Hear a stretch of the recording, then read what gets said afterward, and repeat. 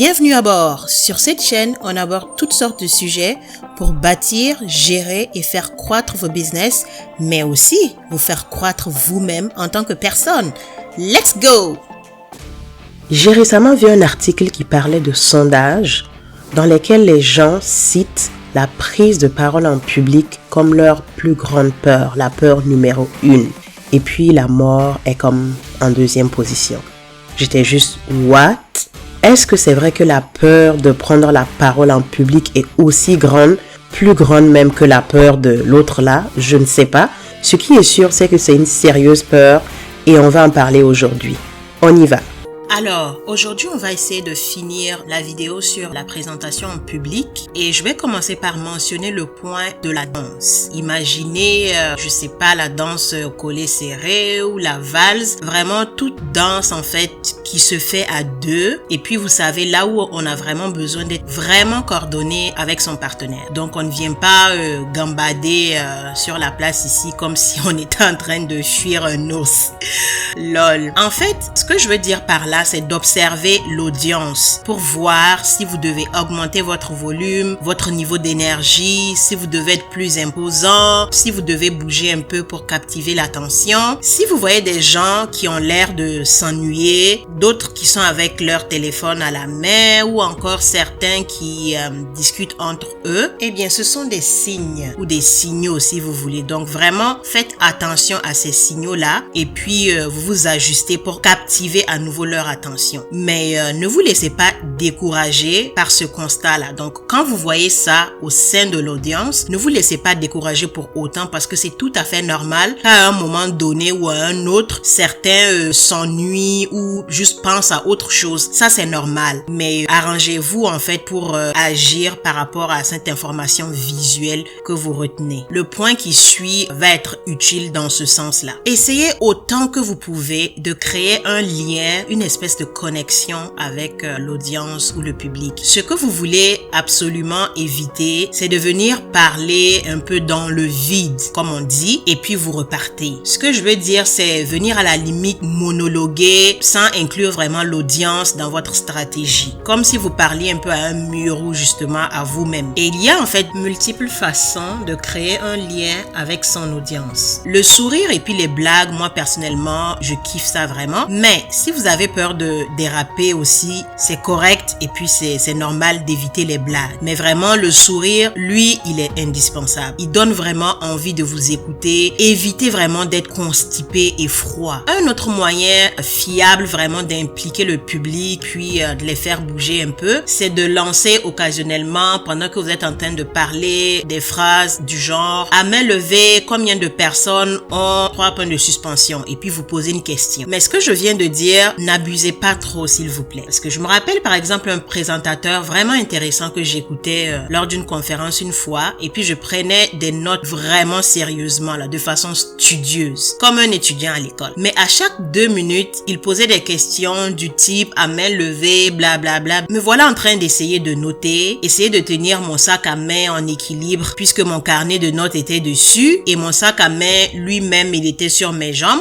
Fallait en même temps lever la main à chaque fois. Entre-temps, en fait, j'en avais vraiment marre. Donc, je me suis juste concentrée sur ma prise de notes parce que quand même, c'était très important pour moi. J'étais là pour recevoir, pour garder mes notes. Et quand je levais pas la main, quand il disait ce genre de phrase-là, ben, je me sentais un peu impoli ou mal poli. Je me sentais un peu mal à l'aise, en fait. Une vieille technique de la prise de parole en public qui est enseignée dans les écoles de théâtre et de cinéma et tout ça, c'est simplement et purement de se déplacer sur la scène ou dans la salle en fait. Le langage corporel et puis la prise de parole en public, ça va vraiment de pair. Donc à ce niveau-là, essayez de faire le maximum que vous pouvez. Je sais que ce n'est pas aussi simple que ça, spécialement si vous devez constamment lire vos notes. Dans une vidéo précédente, je parlais de la prise de notes. Donc si vous étiez du genre que vous avez vraiment comme noté tout ce que vous alliez dire, ça peut être un peu plus difficile de vous balader un peu avec vos notes. Moi personnellement, j'apprécie quand j'écoute un orateur et puis il se balade un peu sur sur la scène. En fait, je trouve que ça permet de le rapprocher un peu du public et puis ça brise un peu le mur entre l'orateur et puis le public. Mais malgré tous vos efforts, il se peut que l'audience ne réagisse pas vraiment. Les gens restent là, amorphes, ils bougent pas, à vous regarder comme si vous étiez un revenant. C'est là que vous devez vraiment vous souvenir qu'il n'y a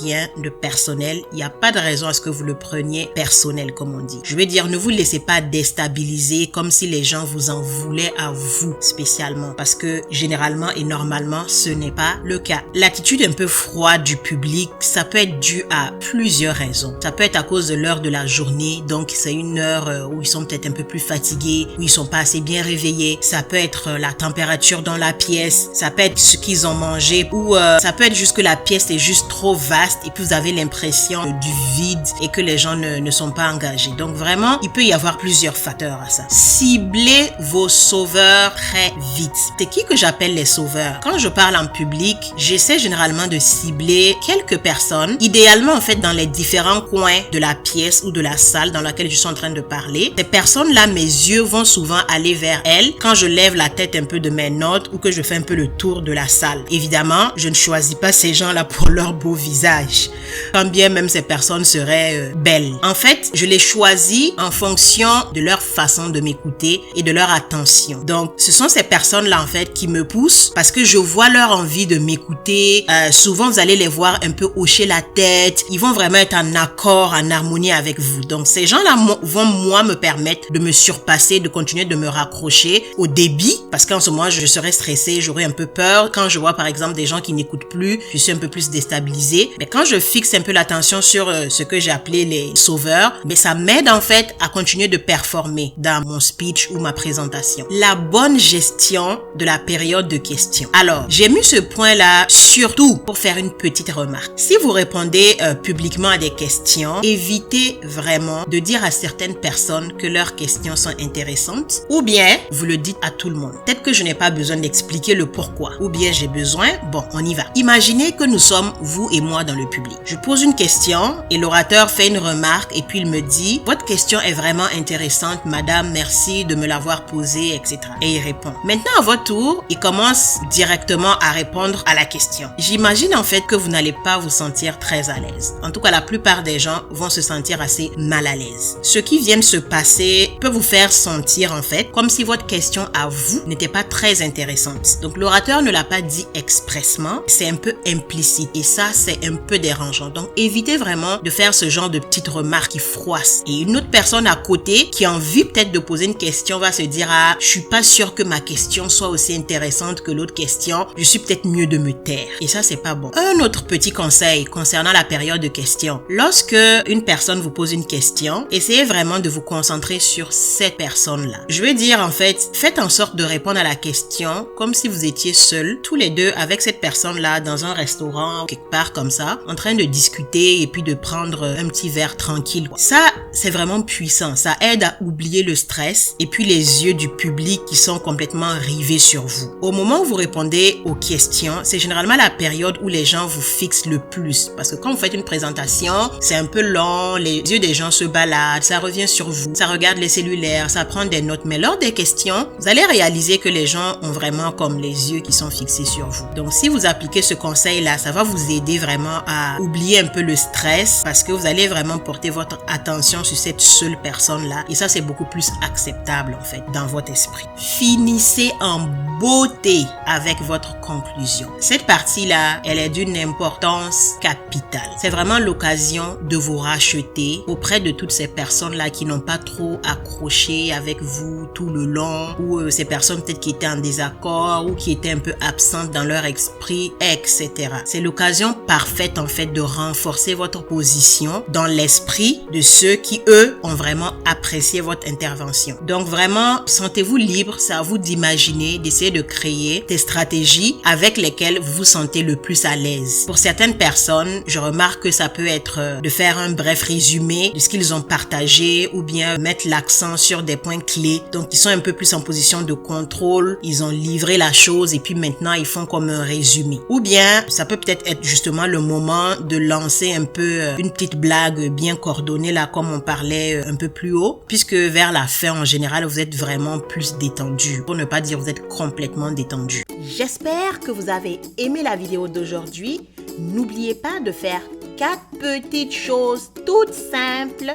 Vous abonner, activer la cloche pour recevoir les notifications, liker et partager. Ciao!